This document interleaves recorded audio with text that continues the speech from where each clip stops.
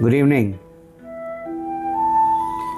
I was talking to a couple of people 2 days ago, and they were talking about what's happening at work in terms of the kind of interactions they've had with their colleagues.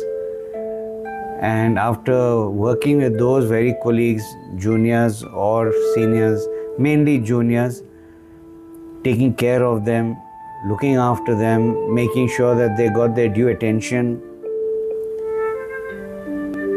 And one fine day when that person leaves the organization, they have a mouthful to say to the very same person who has helped, protected and motivated them.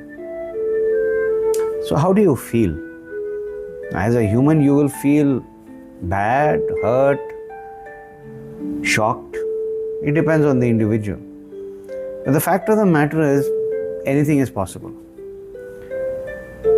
What I have understood, because I have gone through something similar, not once, not twice, but umpteen number of times, where I would go all out to help, promote, not take credit for some of the things that were done for the department, for the organization. I would allow the credit to go to somebody else. And it was like sand on the beach. You do a little drawing, the wave comes and washes it, and then there's nothing left. You can't even recall it because it's gone.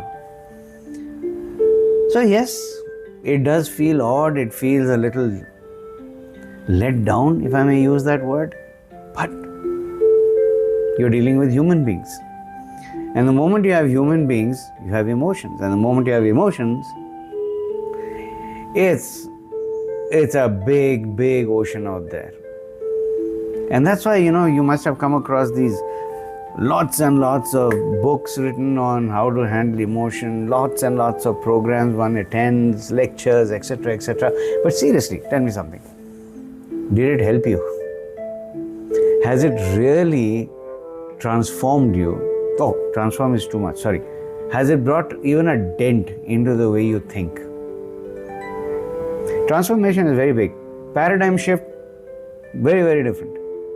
But has it even created a dent inside the way you feel, understand, process, and then make life better for yourself? Not get rattled. It's not easy, I agree, it's not easy. Because a lot of it comes from the years of conditioning that we've gone through. It all depends on your environment.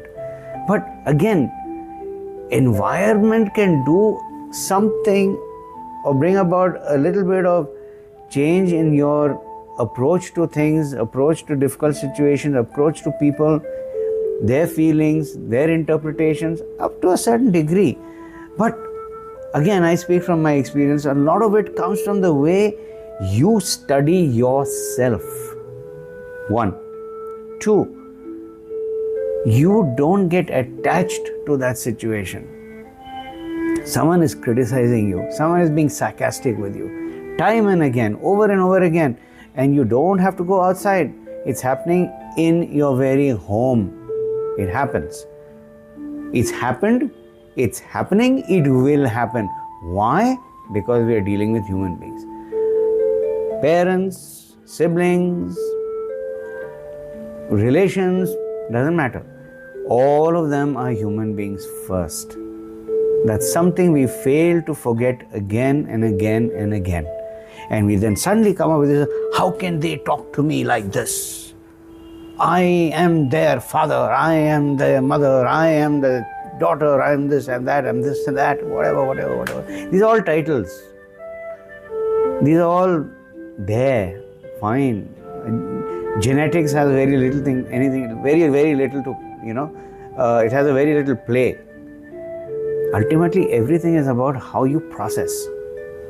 And what is the kind of time and effort you take for yourself to step out of that situation. It's like removing your clothes at the end of the day after a hard day's work, giving it for a wash, having a shower and wearing something fresh. We do that. We change, we brush our teeth, we wash our face, we groom ourselves, we do all that for the physical self. what about the internal self?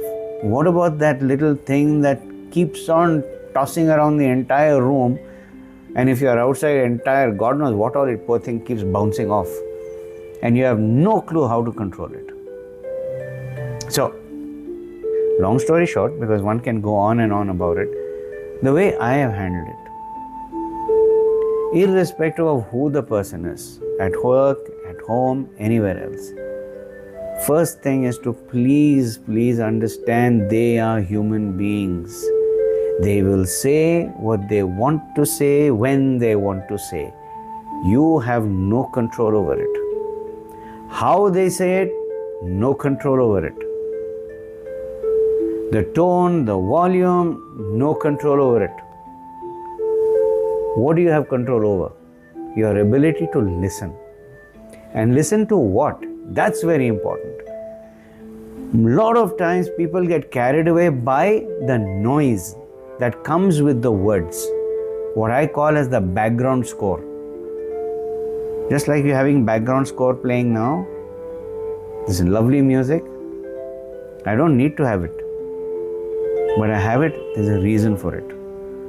But am I getting attached to it? Am I getting distracted by it? No. I'm utilizing this score to send a message across to you in the most harmonious way possible. So you have no control over that. What do you have control over? That's the problem. We don't spend time to look inward to see what is it that we can control. Can you put earmuffs and not listen to them? If it's your boss, you can't put earmuffs in front of him and say, okay, now you talk. You can't put earmuffs in front of a associate or a colleague who is giving you feedback or complaining. You can't put earmuffs and say, you keep talking, I'm listening. No, you can't do that. You have to have the ability to create filters. Now, filters is not to drown away the person who's talking. No.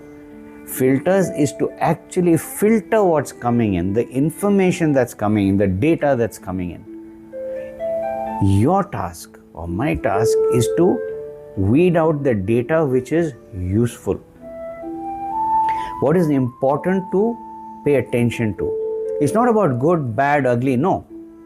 We are not categorizing anything. It's just pure raw data coming in. And then sitting back to process it. Is this data or the information coming? Is it worthwhile looking at? Is it correct? What impact does it have on you as the individual? And thereon, what kind of impact it is having on others? That is what the analysis has to be. It has to be around that. Is it true for me? Is it not true for me? Have I really done my due diligence? Now, you would have done a lot of things for your family member, for your associates, for your friends. You would have done it. As per you, you would have done it. I have done it many times. You would have done it for sure. Everybody does it. But the interpretation, we don't know. What is good enough from your side or my side may not be good enough from their side. And please remember, everybody may not be articulate, may not be very smooth in their way of talking and expressing. Language plays a very big role. And even if language is available, their ability to construct sentences which are constructive in nature as far as the feedback goes may not be there. They don't have it in them. And it comes out all garbled, or it comes out as rude, it comes out as a very harsh way of saying things. Very possible it's happened. And it will continue happening. But if we pay attention, like I said, and weed out those particular words and analyze them without the noise, remove the distraction and the noise and just listen to the words. Is it true for you? Does it play out for you? If you have not been fair, is it true? If you've been rude or you've sidelined somebody many a time for whatever your reasons, is it true? If you've not given clear instructions and expected a very good outcome, is it true? That's when the change will happen. That's when you will not fall off your perch. I'm calling it a perch because we think we've arrived. You will not fall off your perch, but you'll have the ability to step down from the perch and look at it in the face without falling off, without losing balance. With that semblance of mind, you look at that situation and say, okay, if this is the situation and this is how I handle it, it could have been better. Let me work on it. That's when the change will come. That's when you don't get rattled. You are centered emotionally, spiritually, mentally, and you don't mind any kind of feedback coming in any manner. You will, a little bit, you will not go this way, for sure. You'll go this way. And you'll learn how to counterbalance it by the ability to just back off and listen objectively. You could always space it out and say, okay, we'll talk about it again later, and break it up. But definitely go back to it, because your learning is in that feedback. Again, I say this, it's not easy, but it's not impossible. And if you truly want to be centered in any kind of situation, especially when dealing with human beings, it's vital to step back and look at yourself without getting attached to the individual or to whatever they feel or think. That, my dear friends, is a trap which a lot of people don't know how to get out of. It can kill them. It can wreck their thinking and their physical being as well. I've seen it happen. They are just not able to handle it. So, I leave you here with this thought, and we'll talk about it more because this is an important topic. I've just laid a few seeds out here for you to think for the next time I come in front of you, and we'll talk a little more about it. So give it a thought. How do you want to handle someone who comes across in the most unexpected manner, but he or she still does?